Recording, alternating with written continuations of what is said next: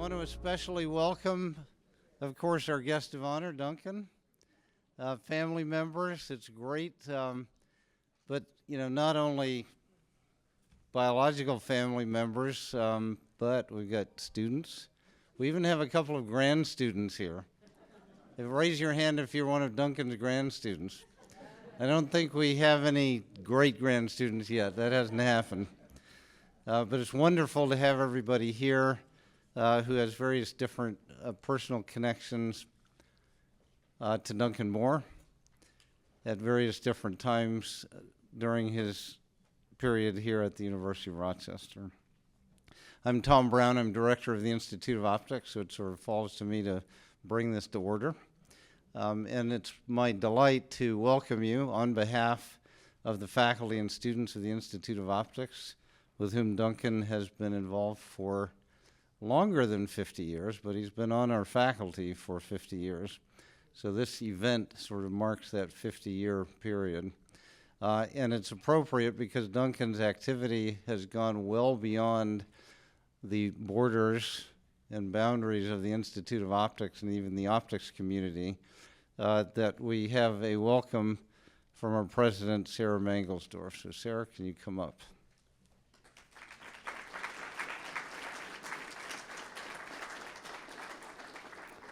Hey, Duncan, I watched your expression when you said 50 years. How many years is it? You didn't think that was quite accurate, did you?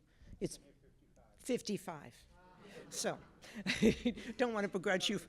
Yeah, as a student, I see, but 50 on the faculty, so 55 years in total. That's fabulous. Thank you, Tom. I'm really delighted to be with all of you here this afternoon. I see a lot of people from across the university and actually from across the country, and that speaks volumes about our guest of honor today. Duncan Moore has been a member of our university community. I had fudged it and said for more than 5 decades, because I knew there was more than 5, just didn't know exactly how many. More importantly, since walking onto our campus as a graduate student those many years ago, Duncan has demonstrated the kind of academic and community leadership that makes each of us proud to say that we're part of the University of Rochester. He demonstrates his leadership and his dedication with such self-effacing grace that it's easy to lose track of the influence he's had on our university, our local community, the world of optics, and international, if not intergalactic, scientific research. I must admit, I was a little daunted at the prospect of trying to capture all that Duncan has accomplished in a few short minutes that I have at the podium. We would be here all night if I tried to account for everything that he's done.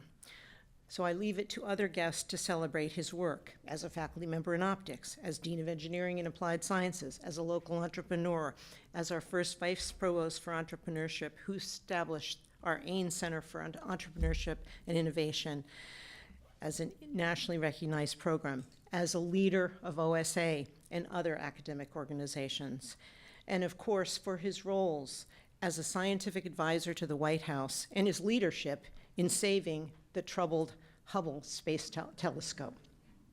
I know members of the family are here tonight to share their stories. I know it's not actually night, but it will be by the time we're done with all of this. I will just say our university could use more Duncan Moores. In fact, I like the ring More Moores. It has a nice ring to it. The Duncan Moores of the world embody the research excellence and the community-minded spirit that define leading universities like Rochester. They make us the vibrant, innovative communities that shape lives, transform disciplines, introduce new ideas and technologies, and benefit the world around us. We need creative, curiosity-driven researchers and scholars like Duncan, people who are excited about questions, not just for themselves or for the sake of the journey, but so that they can share the journey of discovery with their students and with their colleagues on campus and off, and with all of us. We need people who genuinely value the boundless possibilities that exist in a community of scholars and innovators, and who want to see all members of that community succeed in their own academic and professional lives. So thank you, Duncan, for being such an important member of our community for so many years, for your contributions to the Institute of Optics, to the Department of Biomedical Engineering, and of course, to the Hagem School of Engineering and Applied, what is now the Hagem School of Engineering and Applied Sciences, and to the Simon Business School, and to your colleagues all around the world. Most of all, thank you for helping all of us at the university embark on new projects and new programs, for guiding your many students in ways that demonstrate generous mentorship and collegiality, and for exemplifying the ideals of this institution. So I'd like to lead us in a round of applause. I'm sure there will be many more, so thank you for all you've done, Duncan.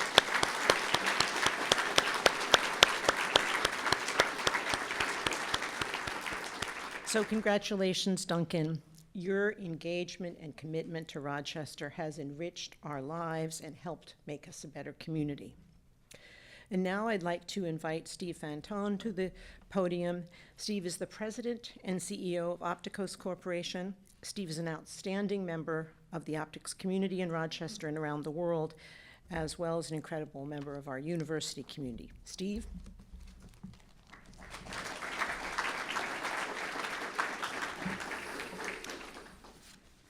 Duncan, I've waited 50 years. And when at first this opportunity was presented to me, I thought, boy, if I ever wanted to settle a score, this would be the time. This is a roast. Okay. But there's no score to settle. And I think as we look around this room at the people here that have served in different roles with him, whether it was as a student, as a colleague, as a peer, as a friend, as a relative, it really, after 50 years, you can look back and realize the impact that a single individual can have on a person and on an entire community. And I know I will be forever grateful for the impact that he had on my career. And we're going to hear more from others about how it impacted their careers. I've been given the role of emceeing this, and we have a number of presentations to get through, 3 of them in video. After the meeting, or after the presentations, as we adjourn into the reception room, we're asking that those people that were students of Duncan's to assemble in the front where we can get a group picture that will memorialize this 50th celebration. I was Duncan's first PhD student from start to finish, 1974. Duncan was learning how to be a professor. I was learning how to be a grad student. And I like to think that every great attribute that Duncan has is the result of that molding process that we put him through. And that any shortcomings he might have, we tried. We had a group, our research group, our motto was progress through ignorance.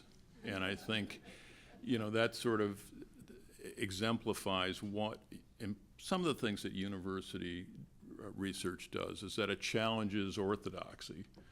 And we tried things in gradient index that common knowledge would have said that is not going to lead to anything.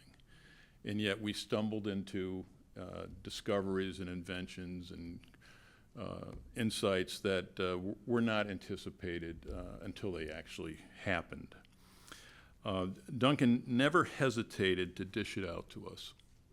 There's an issue of, what's the power balance between a professor and his students? And I never felt like he had power over me. I think it was from the very beginning a collaboration where we were both trying to make each other successful. I was trying to get through the program and get out of school and get on with my life. And I wanted Duncan to be as successful as a professor as he could be, because there's a synergistic relationship that transcends the 4 or 5 years that you're together as grad students and professor, that ends up translating into a long collegial career for both of us. I was very lucky in that my mentor, Duncan, had an incredible career. And when that happens, they're in positions where you can help each other. And he got me involved in things that I otherwise might not have been involved in, professional society activities. Duncan was the person who twisted my arm to step into the role of treasurer at the Optical Society. And that's something that had a profound impact on my career and life experiences. You know, as graduate students, one of the things that happens is you tend to emulate that person. And from, you know, Duncan was a person that in his earlier years wore glasses, had a bushy mustache and eyebrows. And I do want to say, I'm beginning to believe that we've actually seen human cloning. Because if you look at Duncan's grandchildren, I've got some bad news to tell you. You're spare parts. I mean, it's just, the resemblance is just stunning. And some people have seen me do this where I go and I say, oh, I need to, you know, I'm older now, I need reading glasses. Hold on a second and I'll, you know, look like Duncan Moore. But, you know, we wouldn't be joking about this unless there really was a long-standing personal affection among us. And that's something that really made it very, very special for everyone.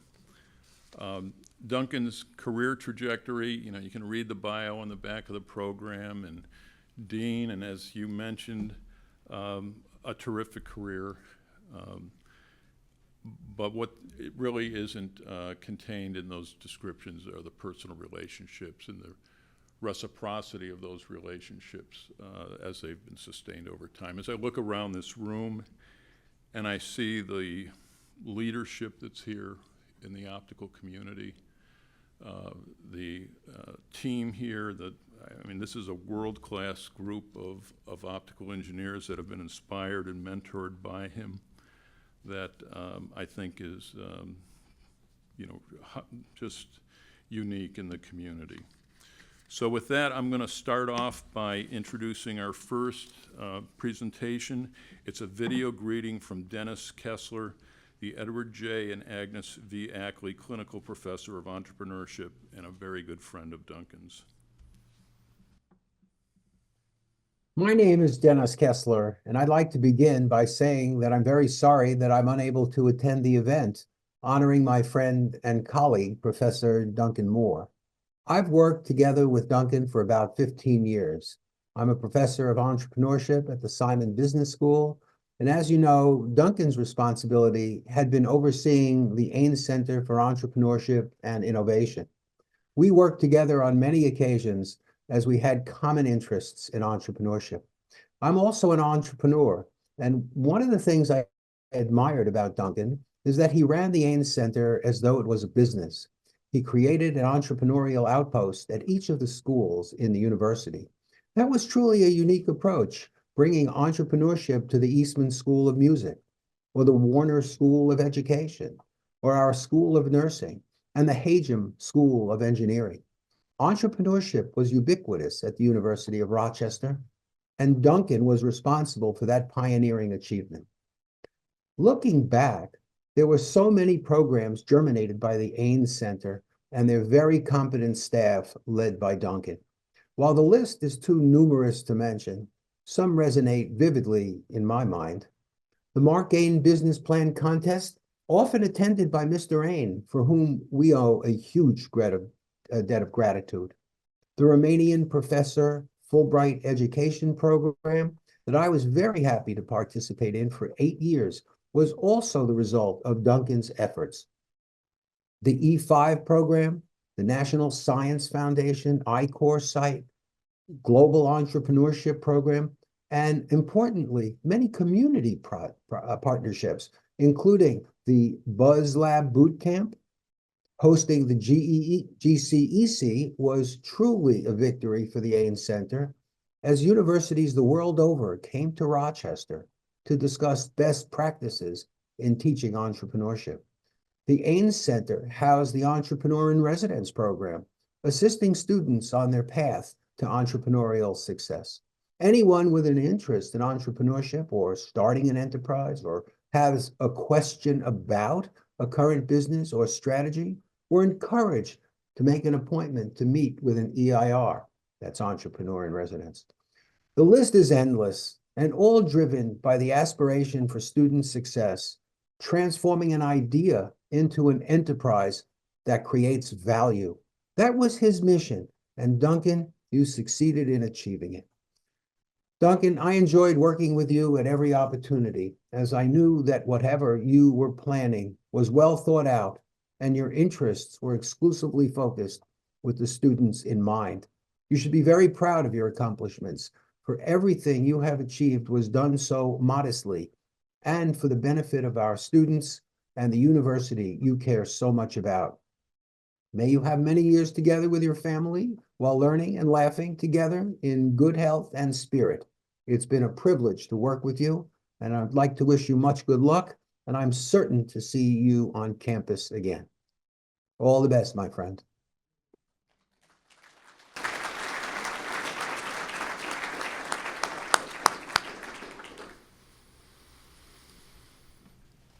And Duncan's been involved in a number of different programs over the years, most of which even I wasn't aware of. And this next example is a video greeting from Ovidiu Ghiuta, who is the former Fulbright Romanian scholar and oversees Romanian Fulbright scholars today. Hello, ladies and gentlemen, dear Duncan. I'm here to celebrate from Romania the 15th anniversary of Professor Moore as member of the faculty. It is a great honor. I'm Ovidiu Ghiuta, and I'm speaking as president of Romanian Association for Entrepreneurship Education, association founded by the alumni Fulbright in Entrepreneurship, a project with the support of Romanian American Foundation. I met Professor Moore, provost in entrepreneurship, in 2019 in Rochester, but even he has a great career, he was nothing fancy. He acted like as my mentor, my friend Duncan, with a lot of experience, who guided me in understanding what American universities are doing in entrepreneurship. This experience was enriching.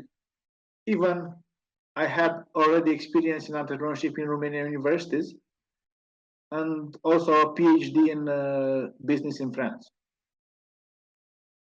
Duncan is an outstanding teacher, but the most important is his humanity, and he is an example for all of us, all the Romanian Fulbrighters. I remember all the visits with him in Rochester in different spaces, in and outside the university. But most important for me was the trip in other universities from the East Coast to Boston. Although his health was not the best, Duncan came with us on the planet visit, and not just he led the visit, also he was also driving one of the cars or the two cars, and pretty fast. I remember this very well because I was driving the other car, and I was with Heidi and two of my cohort friends. I'm convinced that there are many of us in the room, and I assure you that there are many of us in Romania who are very grateful to Duncan. He is the man of the day. He brought us all together, and he has an impact in our career in a smaller, on a larger proportion. In the end, I must say Duncan is an exceptional teacher and researcher and professor, but his highest quality is his leadership, by far. He's an exceptional leader. Thank you, Duncan, for all you did for Romania University entrepreneurship. Chapeau.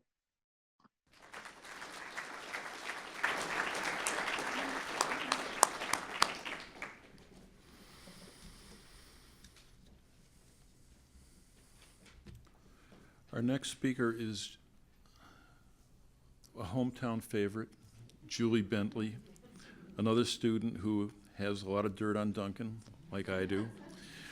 But we're not here to talk about the... Okay. So let's welcome Julie Bentley to the podium. Thank you.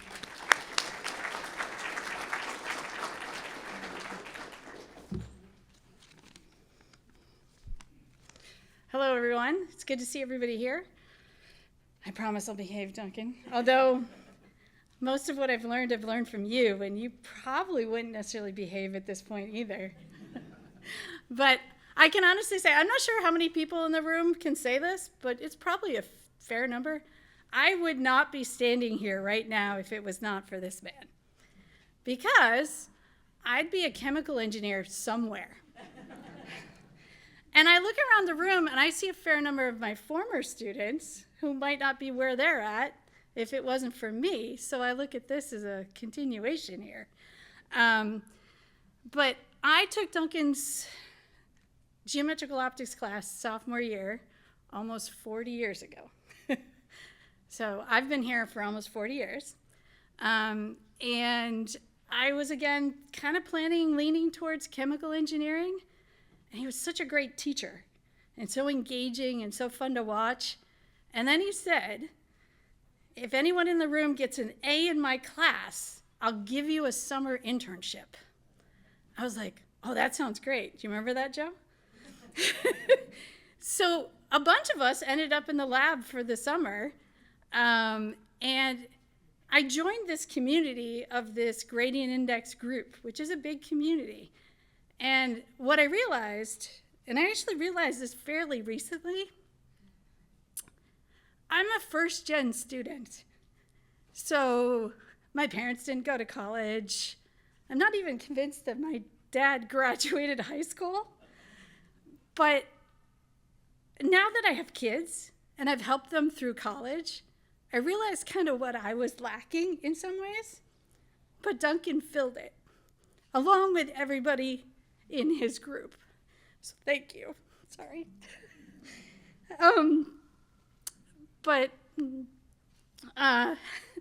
Sorry. So we'll go back to a little bit of the funny stuff here. So, oh, we're getting there. So, you know, first-gen students, we don't have a lot of money. My dad made less money than it cost for the tuition at the university. I know that now because my parents recently passed and we were going through the records and I found out exactly how much money they made and I was like, oh my God. But junior year, this university, so John Bruning holds a little bit of a grudge because we didn't accept him into the institute. I still have a little bit of a grudge because every semester, as Joe knows probably, this university tried to kick me out because I couldn't pay my bill. And so I did the walk of shame. I don't know if any of you have done it, between the bursar's office and the financial aid office, back and forth, back and forth. And junior year, spring, I couldn't register for senior fall. I was done. I had nothing left to give. I couldn't donate any more blood. I went to Duncan, and he had me apply for an SPIE scholarship. And he must have written some amazing recommendation letter. Because I didn't just get the scholarship that I applied for, I got a scholarship that was like 6 times that amount. And so it was enough that I could pay my tuition and get a computer and think about grad school. And so Duncan came to the rescue when I was at the lowest point and was gonna have to quit. So I now find that I'm currently the vice president of SPIE, and that scholarship and Duncan helped me get to kind of where I'm at now. So it's quite amazing. But if I look back at some of the things I've learned from Duncan that some of my students will realize, you know, the way he taught, the way he handled his research students, I try and emulate. Steve came to my class like 30 minutes ago. Did it remind you some of Duncan's group meetings? It's very conversational. We talk about specs and how you do certain things. I've stolen all of his class notes from Lens Design. I still do some of his little optical shorts, for those of you who have taken classes from Duncan. I definitely drill it into my students how to write a really good presentation, right, students? I've also taken away Duncan's ability to build a network that took him all the way to Washington. Like, it takes me all over the world. When I met Duncan, I'd never even been on a plane before. I just came back from Taiwan 4 days ago, right? So, or 6 days ago, whenever it was. I'm now Premier 1K, so I fly all over, which I don't necessarily want to be Premier 1K. But I make my students go to IA and go talk to companies, right, and get business cards and come back and tell me who they met. And so I try and reinforce that idea of building a network. But the funny thing is I was writing this down, and I was thinking about all the jobs that I've had. And actually, all the jobs I've had in my career were thanks to Duncan or some connection of Duncan's in terms of the network. So my first job out of school, I got a job working with Joe Koenig, who used to work in Duncan's group, right? Then when he left me, I decided to come back to Rochester because John hated California. And I ran into Andrew Kulowick in some OptiFab thing and ended up going to work at Corning because of Andrew. And then when Duncan was down in DC running away, they called me up and said, hey, do you want to teach? And as Duncan said, I used to hate public speaking. I was never shy, but I was quiet, and I did not want to be up in front of a microphone ever. And the first time I gave a talk, Duncan found the picture from that the other day. I said, I am never doing that again. Well, and I think he said, don't worry, it'll get easier. You're going to do this all the time. And I was like, no. But I came back, I started teaching as an adjunct, and now I'm back here full time. And then the funny thing is I was up all night and then running around this morning because he's turned over some of his expert witness stuff to me. So even now, Ghiuta knows what that means. Yeah, so anyway, so all of my, string of jobs, even to the one that I was working on, I had to run to Brighton to get a notarized signature at the bank at ESL, so 3 hours ago, or thanks to Duncan, so thank you.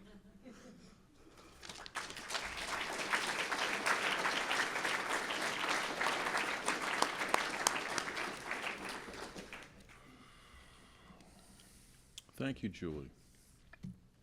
Our next video is from Lori Perrine. Lori worked with Duncan at the Office of Science and Technology Policy at the White House. I always thought that career, I was glad that he didn't permanently disappear into the public policy world, that his impact on the optical community post-Washington is, in my opinion, continues to be much more important. So thank you for coming back. Okay. Duncan, congratulations on this fabulous occasion of your retirement after 50 years at the university.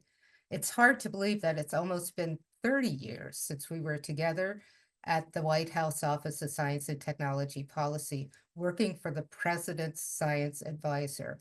And yes, it was as important and as exciting as it sounds to say those words. When you came in, I was there as a policy advisor, working in the Office of Technology Policy, and you elevated me to the role of your deputy. What an incredible honor for a young person to come into that role of responsibility and authority in a very fast-paced, very high-pressure situation. But you had trust in me just as you had trust in other young people who were there in the office at that time. You brought to OSTP a vast knowledge of the science enterprise, your own incredible intellect, but also an incredible sense of humor. You were also very politically astute, something that we didn't know at first when you came into the office, but something that we came to know very quickly.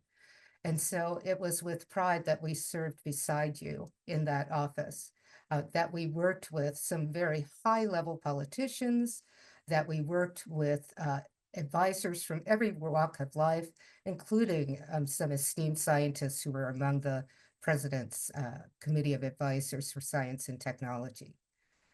That we were able to work together on projects that were vast and important and challenging, but that brought innovation to the nation. You and I in particular were part of a widespread innovation initiative to bring together the public and private partners who could create innovation in a number of areas. In information technology, of course, but also nanotechnology, in transportation, in energy, and my personal favorite, in elder technology. And so it's with that that I'm smiling with a great deal of joy and pleasure of having served with you, but also of having had you as my friend, as a peer, but also as a mentor. You did so much to elevate young people, and especially young women, at a time when others would not have necessarily put us in positions of responsibility and authority. You are thought of so fondly by our colleagues. You are remembered as a person of great integrity, as well as a person who really got things done. And that, of course, is one of the hallmarks of a really successful Washington career. I hope that you took back with you a lot of that success and passed it on to other generations of young people, of rising scientists and engineers, of those who are interested in science and technology policy. I know that your legacy in those areas is great and will continue to be great. Thank you for everything and have a wonderful retirement.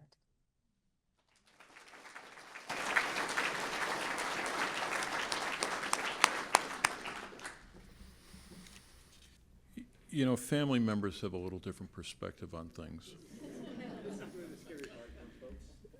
And I have to say that, you know, those of us that are not family members, we get a view from the outside.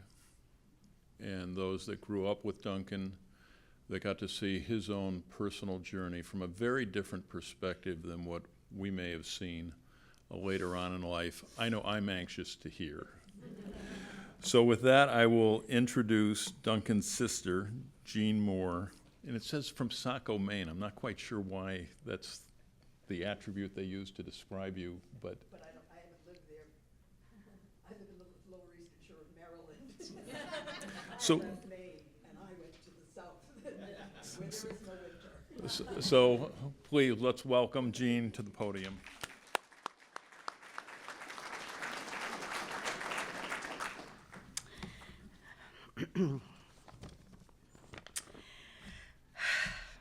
Once upon a time, there was a, oh no, this is not a fairy tale.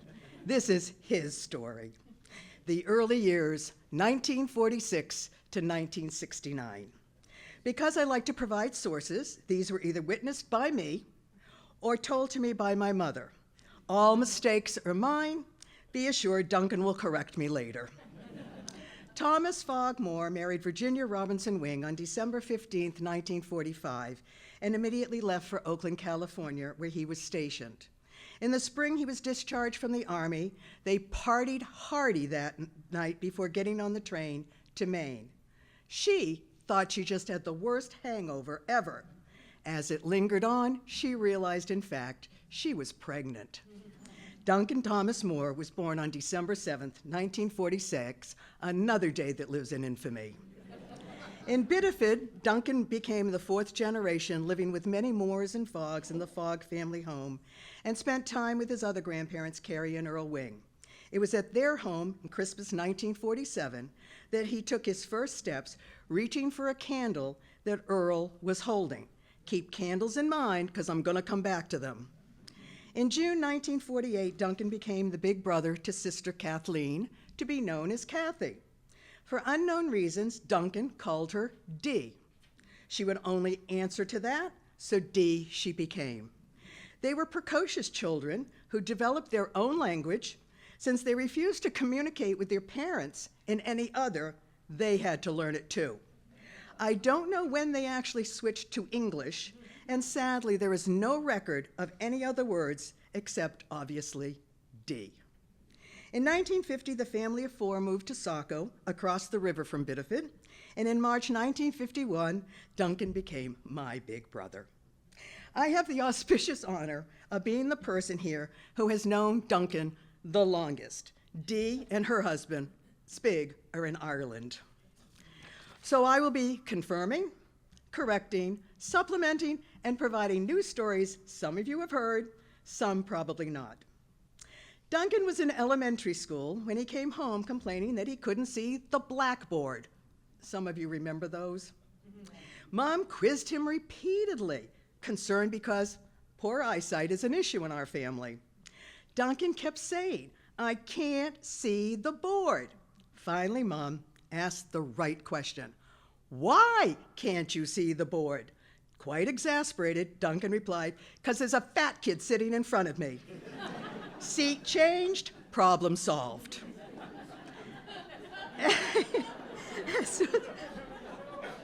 My mother, I used to spend a lot of time with my mom as, in her older years, and we would sit and she would just tell me, I have stories about everybody in my family.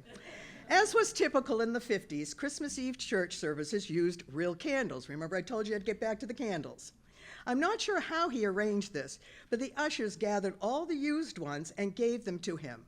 These became his tools of destruction. You guys know where I'm going. In the basement of our house, Duncan had set up a chemistry lab, his first ventures into science. He wanted test tube holders. Yeah, I know people have heard this story. So he took Dee's and my hula hoops, not his, melted them down, and molded them into test tube holders. My mother smelled the burning plastic. My mom was a chemistry major. She knew what the smell was, and was less than thrilled by the odor and that permeated the house and the destruction of our hula hoops. After all that, the makeshift test tubes didn't work since the plastic melted if any heat was really applied to it. There were a few occasions when Duncan got in trouble. I am not here to list all of his youthful transgressions because there's not enough time. But there was a time he was sent to bed without supper after the Lake Fink fiasco, which you can find out from him, or when my mother broke a yardstick chasing him. I don't remember what he did, but Mom was so mad. I never had seen her that mad at anybody. In high school, he was less than good about cleaning his room.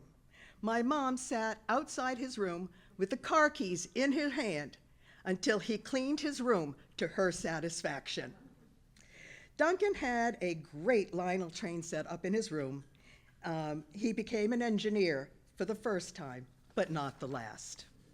When he was 12, Earl, it's my grandfather, taught him basic electrical wiring. They wired our camp at Emden Pond and did such a great job that it wasn't until this past summer, that we replaced it all. On one of our trips to Canada, God, that was my little Maine accent there, our mother decided that we should experience eating in a fancy restaurant. So at the Chateau Frontenac, we tried not to screw up. Why were there already plates on the table, and then they were taken away? Nonsense to us. We made it through the meal, and finally the waiter arrived with a small bowl and towel. Mom showed us what it was for, seemed stupid to us, and Duncan piped up, "I needed to wash my hands before dinner." We've come a long way since then. At C.K. Burns Junior High, Duncan's science teacher, Mr. Libby, helped to expand his areas of interest, and astronomy was added, though basement experiments continued. In December 1960, we moved to Lewiston, and Duncan finished 8th grade before entering Lewiston High School in the fall. He played clarinet in the band, something he had done in junior high, delivered the Lewiston Evening Journal 6 days a week, was a member of the Key Club, not the Hugh Hefner one. You guys are all too young to remember that. Many other clubs and organizations, attended Boys State, and attended a summer program at the University of Bridgeport. He mowed lawns in the neighborhood and learned that he could make more money mowing in cemeteries. So he did. He has always been a hard worker. His science interest expanded to geology, and I had the unfortunate pleasure to spend time looking at rocks in museums, on the ground, wherever. He made wooden chests for his collection with every rock carefully labeled. Long after his long interest, this chest still went with us. 2 moves. It wasn't until 2013 that I finally threw it out, cleaning out my parents' home. I don't remember Duncan being that into biology, but he finally found his niche in astronomy and then optics. Keep in mind that all of his calculations were done on a slide rule. This is actually my mother's slide rule, and because we save everything in my family, in copyright 1928, it's the directions of how to use a slide rule.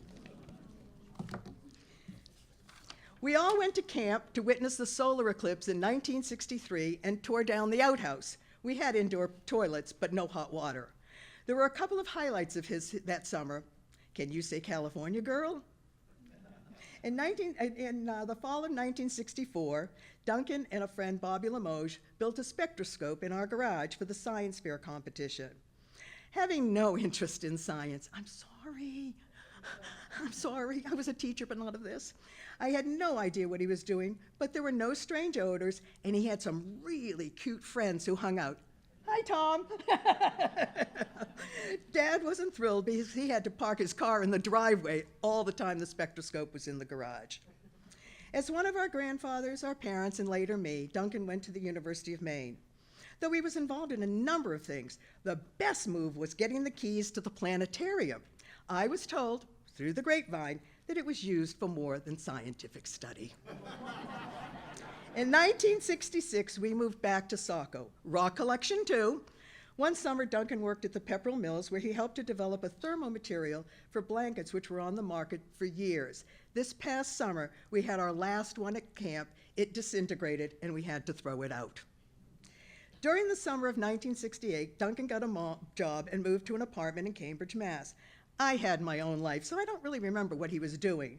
But my parents went to visit, and my mom saw a pair of women's shoes in his bedroom. She had a mild fit. Remember, the sexual revolution hadn't really started. I know whose shoes they are. Ask Matt. As Duncan was finishing at UMO, he knew he wanted to go to graduate school, and with the help of Western Electric, the University of Rochester was it. For more than 50 years, he has made Rochester his home, though Maine and the Red Sox run through his blood. Ask him about catching a foul ball at Fenway. Most of you know him as Dr. Moore, but in fact, he is Lord Duncan T. Moore. A few years ago, I discovered that a 1 square foot of land could be purchased in Scotland, which entitled the owner to citizenship and an inheritable title of Lord. So when he lords it over you, know he's entitled. Will Jennings, the lyricist, said that he became a songwriter because he couldn't afford to get a PhD. We are also grateful to the U of R for making it possible for Duncan to get his doctorate. But with all the accolades, to me, he's just my big brother.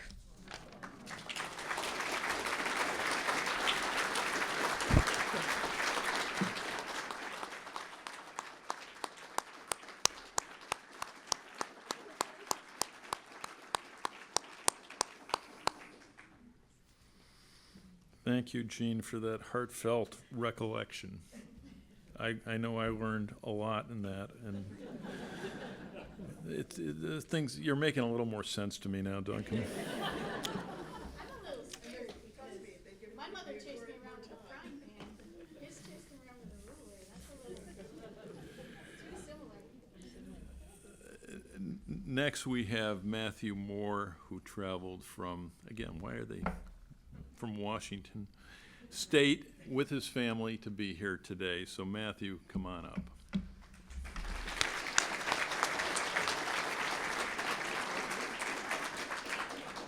So these are pretty tough acts to follow, just to start there. So I want to lighten it up a little bit and see a show of hands of why we're here. Everybody know why we're here? Okay, yeah, it's simple stuff. So we're celebrating 50 years as a professor, plus another 55 years as a student. All of your contributions to science and engineering, gradient index, solar, James Webb, Hubble, your time with Senator Rockefeller. I know that was a really shaping moment for you. Your time at the White House, all of your entrepreneurship experience. But I think there's a lot more that many of you know about him. But I think there's a few questions. There's another question I have for all of you. How many of you know why the event that we're about to have after this is not a sit-down event? Does anybody? Okay, I do, and Gu does. So one of the reasons that it's not a sit-down event is because if you have a sit-down event, my father was like, hey, you're only going to interact with 7 or 8 people. And having a more social event allows you to interact with more people. I think that's a very important piece of his experience and how you have these sort of interactions and events. But I think there's a little bit of a why. I mean, he's always been doing this. There's stories about the Mushroom House party, if everybody knows about the Mushroom House, okay? So he had a party where he was allowed to invite half the people, and the owners invited another half, and it was an event to commingle people. Later, his oncologist will be here. He's trying to bring people together. I think that's a really big thing for him. I brought this up because I think it's a really important thing today, right? Not just in this room, but I think in the US, in the world, we need to have more of that interaction. I think that's an important part of your legacy. Okay. So there's a lot of ways we might celebrate him. You might remember him. You might remember him from his shorts before class. That came up, Julie. You might remember his iconic signature or the mustache. I'm still not over the fact that it's gone. Okay. It might be things like the science, the engineering, his service to the university or to the country. Okay. But I think there's more things to sort of understand, and I have a couple of stories that will tie it all together. So as all of you know, I grew up running around Wilmot, the 5th floor of Wilmot. Probably I've been a member of the community for 46 plus years, mostly as a child, running around on and off. But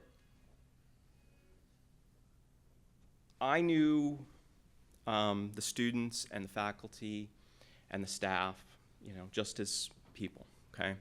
And the story that I want to tell you about is about Emil Wolf. It's not about my father, okay? It's kind of about my father, but it's not exactly. So I grew up, he was working with Emil at Schlumberger, and they were consulting together.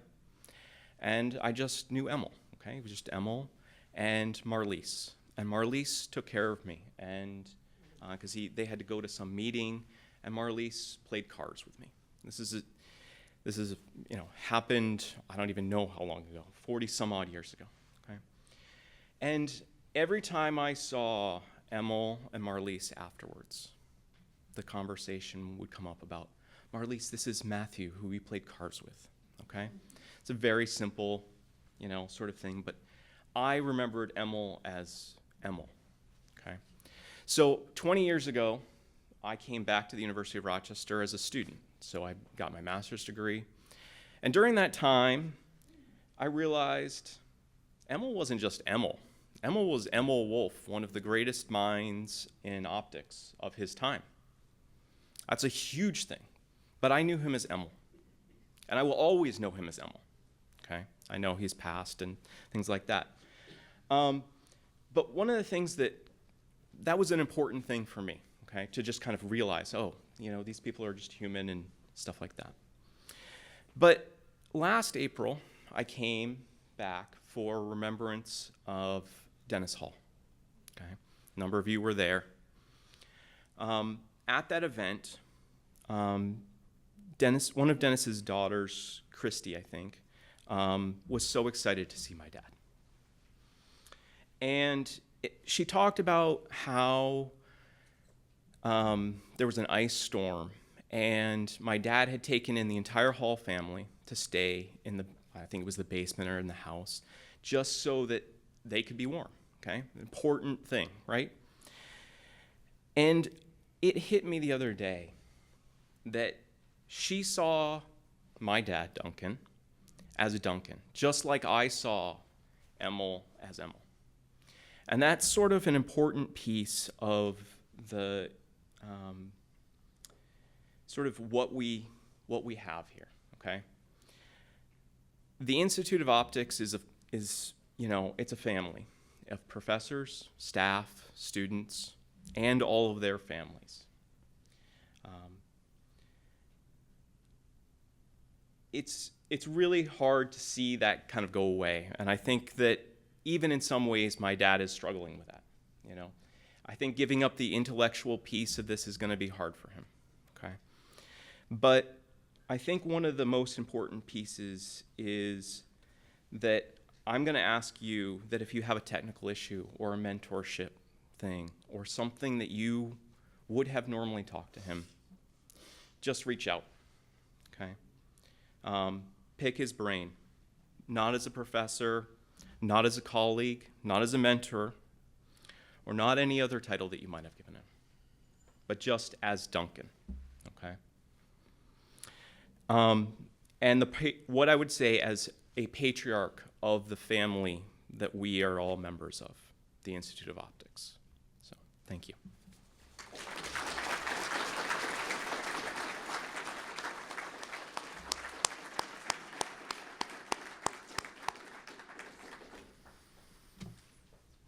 Thank you, Matthew.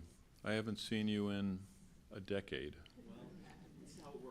That's how it works. That's exactly how it works. You're right. Next, I'll invite Tom Brown to come up and make some comments. Thank you.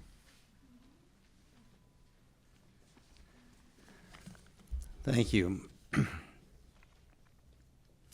Thanks, Jeanne and Matt. I learned some things that I didn't know before. So, I guess it's my job to wrap up, and what we've heard is stories from more than 50 years, because we heard stories that started in elementary school. But for many of us, at least the several generations of Institute of Optics faculty and students that are here, it's the last 50 or 55 years when Duncan came to the university. Of course, the world in the mid-'70s, Mideast oil crisis, there was the aftermath of Vietnam and Watergate. And of course, when Duncan joined the faculty, it happened to be the same year that they invented the Universal Product Code, and then had to wait years for lasers to work well enough to actually read it. Post-it notes. Oh, also a Rubik's Cube, Duncan. That was invented in 1974. Within Bausch & Lomb, the Institute of Optics was still on the 5th floor. The location of where they used to, at late night, I understand, sacrifice to the vacuum gods, yes? Brian Thompson was director of the Institute and established the Institute of Industrial Associates program just about exactly 50 years ago. Something that later Duncan, when he was director, put an enormous amount of energy into reviving, expanding. And of course, it was in '74 that Duncan joined the faculty, rose to prominence in the world of optical engineering. You've heard about the pioneering work in optical materials. He did an enormous amount of work in optical metrology, although I will add that Duncan's method of choice that he hammered into us in Optics 442 and studied AC interferometry, eventually sort of lost out to phase shifting interferometry. But that was because people didn't have image sensors, and John Bruning had a nice solution down the road. But Duncan was there in the emerging world of computer-aided optical design, even though he drove those of us that were taking instrumental optics down to the mainframe to work with a program called Flare.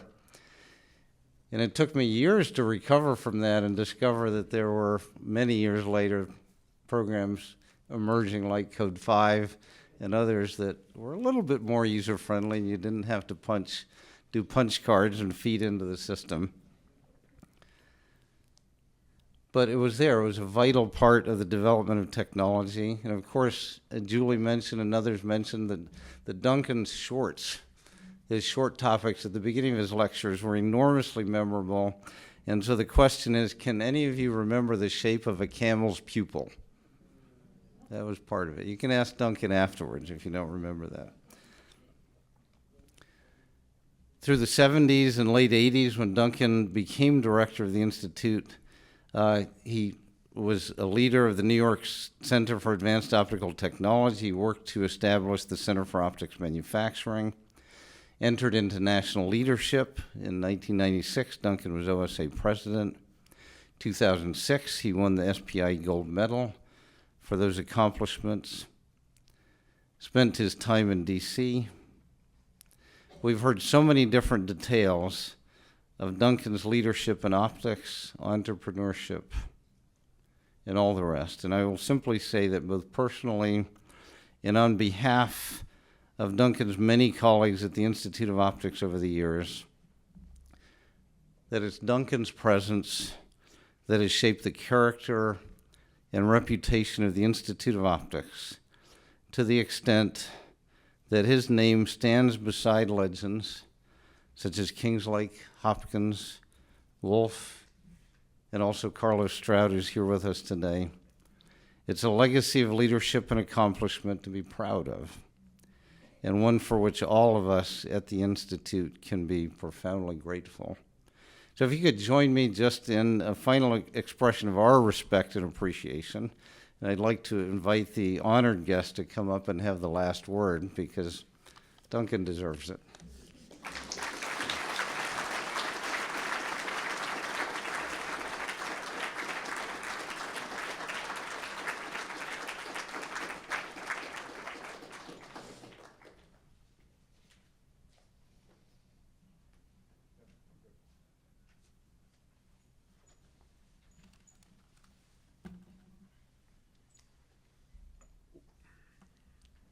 Well, how do I respond to all of this? There's some things I simply have forgotten. I did not remember the story about Julie. I mean, it's been a long time, but I've forgotten that story. And thank you. And that brought a tear to my eye, it still does. So I want to thank everybody for coming. It's been wonderful. I'm going to talk a little bit about my journey here. I'm not going to talk about what I did before I got to Rochester. Jeanne has covered most of that and in more detail than I'd prefer, but that's the way. But I had already told my students the hula hoop story, so they were posed for that, and it is true I melted down the hula hoops, and I didn't melt down mine. I don't see what the problem is. I just simply don't understand that at all. And so thank you all. And my patient grandson sitting here in the front, they're not looking they're kind of bored. and I can understand that. You know, all these older people here, you know, what are we doing this here for? Anyway, so I want to thank everybody who's spoken earlier. I won't address individual comments. I could have done that, but that would have taken, I've prepared some remarks and I tried to get it within the time frame I was given, but I figured, well, I'm the last speaker, I can do about what I want. Okay, so I want to talk about my journey from Saco, Maine to Rochester, but we'll skip the part before 1968. And I had slight detours to Tokyo, which is alluded to when I worked for Schlumberger. And I will tell a story that reflects on something Matt said.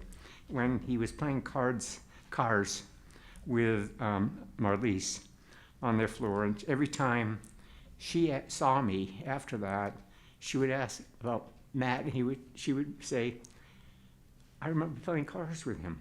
That was something that she really remembered, and at the end, she still remembered all of that stuff. But continuing that, it was actually when I was living in Tokyo, and Emma was actually working at Schlumberger in Ridgefield, Connecticut, and I was working in Tokyo. And I was back for a meeting in Connecticut, and I was taking Matt back to Tokyo with me for a visit. He was 4 years old, and he was incredibly blonde at that time, okay? And so so I decided a fun thing to do. Now this is 1983, okay? So turn back the clock here, would to be to build a robot. And HP had a robot kit that you could buy.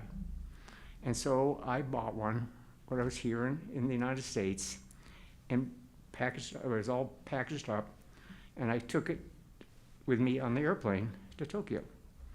And I was trying to figure out, what am I gonna tell immigration about what's in the box? So I got there, and this is in like 3 big boxes, and Matt's pushing this thing, and he's maybe this tall at this point. He's pushing this cart with all these boxes in it. And so I get to the immigration person, and he says, "What's in the box?" And I said, "Electronic and mechanical parts," because I figured that was true. And Matt says, "But Dad, it's a robot." And so they immediately opened up all the boxes.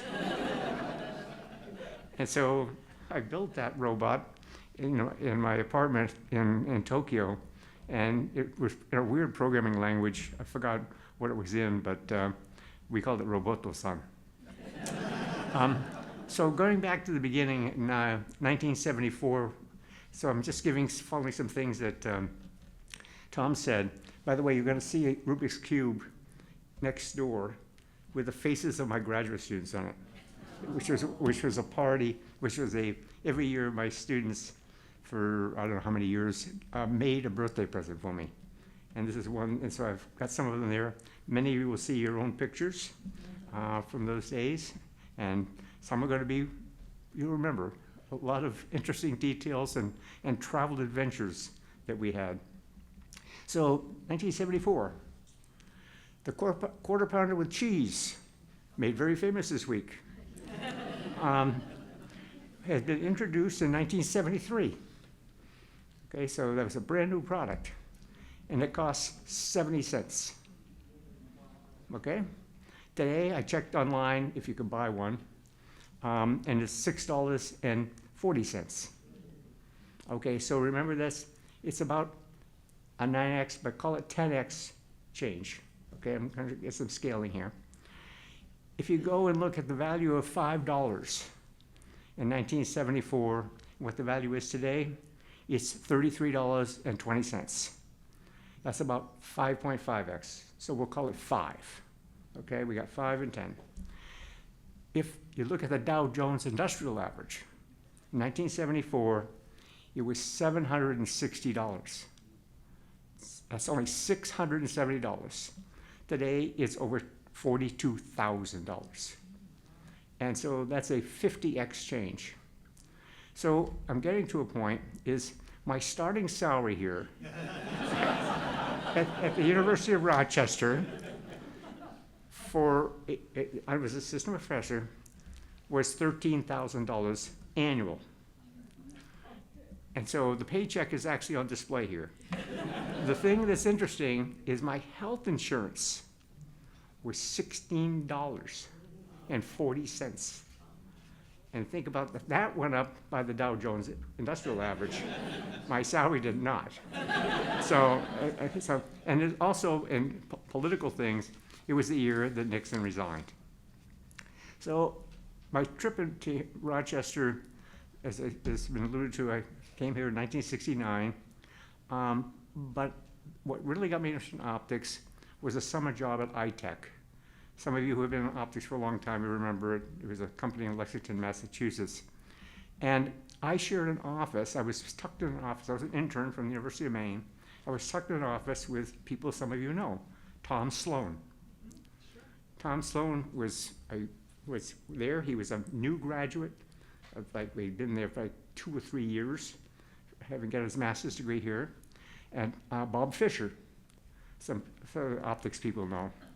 At that time, among the people that were there were many people, but Rochester people was Bob Shannon, Bob Hilbert, Dick Forkey, Dow Smith, and a guy named Jim Wyatt. And Jim had just joined the ITech the year before that, 1968, I think it was. I arrived here in Rochester in the fall of 1974, and my first 4 classes, and we still make students take 4 classes in the first year. I had Professors Kingslake, Baumeister, Hopkins, and Thompson. And I thought, wow, this is an amazing place to be. And through changes in ideas that I decided that I was going to go into optics, because astronomy, which I was really interested in, went into the bucket for funding after we landed on the moon. I won't talk about the first exam I gave in 241. Many people remember that. Jim Kaffa was in that class. And I'll just say I gave an exam question which I thought was incredibly clever. I was so proud of it. And so the students didn't find it nearly as clever as I did. In fact, nobody got it. I had to re-give the exam as a result. So I saved the exam for about 15 years. And I gave it in the PhD qualifying exam. So remember, this course is for sophomores, okay? I gave it in the PhD qualifying exam, and only half the students got it. So I waited another 15 years, and I got it up to 60%. So, after a while, people look at it. I made a slight detour into entrepreneurship in 2007, and that was an incredible experience, and most of it's been covered already, so I won't do it again. But I did start teaching a course in technical entrepreneurship in 1988.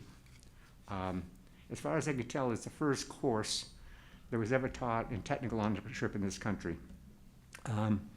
And so my philosophy had been to have a class that's made up of half MBA students and half graduate students in engineering. And the idea was to bring them together because fundamentally, business students and engineering students have a completely different mindset. But when you're building an organization, you have to have that mindset. And that was key to that. And during that time, one of the people from that class was here tonight, Lenore McMacken. She was in that class in 1988. She didn't ever went into that business, but she did start a business after that. She was going to make some kind of contact lens, I can't remember what, change colors or something. It was a cosmetic contact lens. And so, that's right. That's right. And co-teaching that was Jim Sinnell over the years, and Mike Wrigley, who I believe are here. Mark Ain was made a major change in entrepreneurship here at the University of Rochester now it's about 15 years ago. And Mark and Joel decided, Joel was the president of the university at that time, decided to move the entrepreneurship program from one course into a university-wide endeavor, which other people have talked about. This led me to a program in the Institute of the Institute of Physics in London.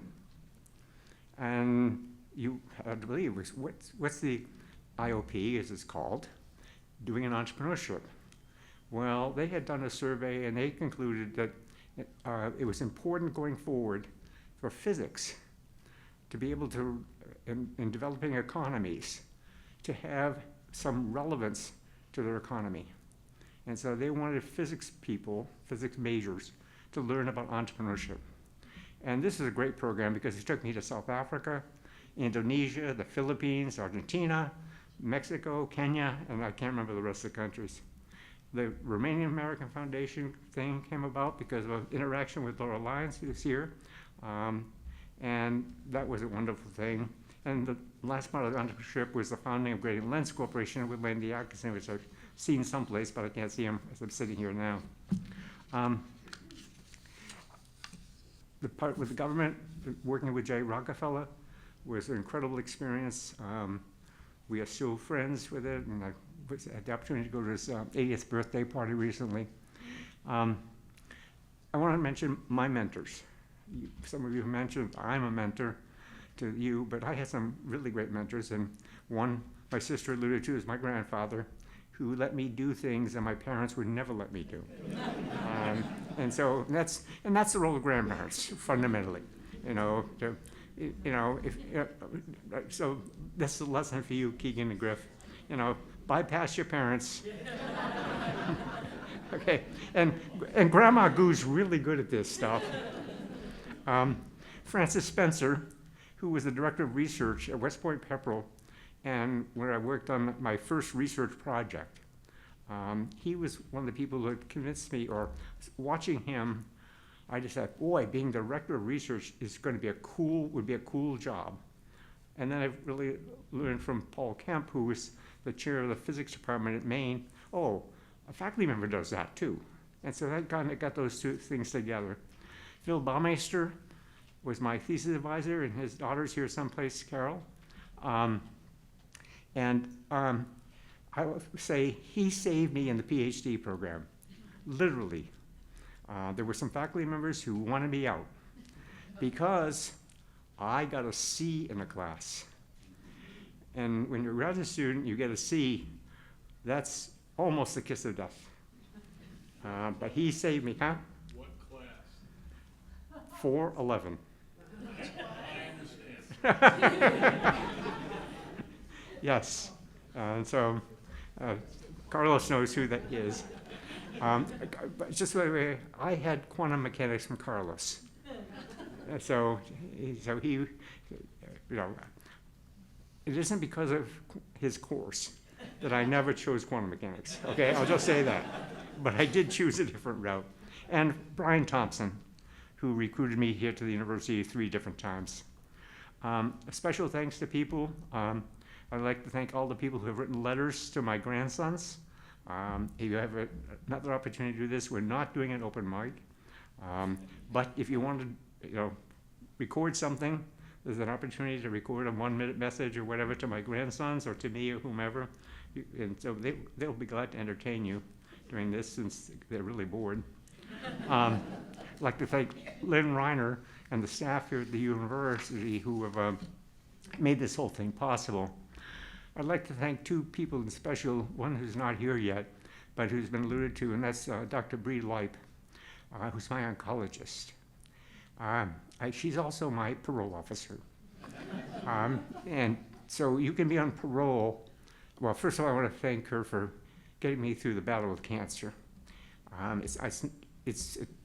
Well, those of us who've had it, as the president said, it's a difficult battle. But she tells me you can be on parole from jail, or you can be on parole from chemo. And so I've been on parole from chemo for now 2 years this month. And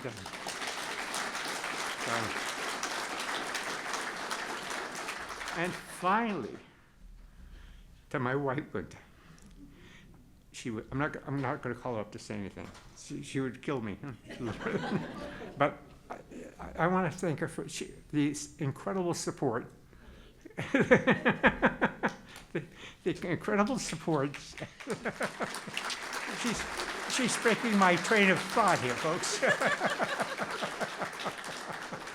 The incredible support she's given me particularly in these years, the last 5 years. And it's been tough, and particularly balancing between her enormously huge responsibility here at the University of Rochester and balancing that between helping me through this whole thing. So that's, I love you, honey. I love you too. It's been my pleasure. Oh, you missed it. Okay, so as Matt said, I'm closing now. I love getting people together. I think I hate sit-down dinners. I like the whole idea of intermixing. So, as I say, I love a good party.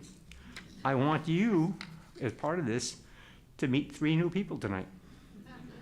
Okay, just walk around and meet 3 people that you otherwise wouldn't meet. you may have to break into a crowd. And that's always a problem because friends get together. And so, as Garth said to Wayne, party on.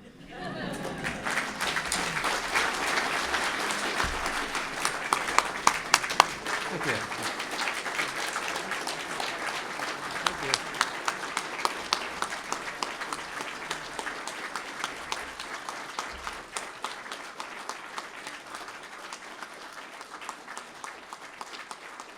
Okay, sit down, sit down. Go on, party.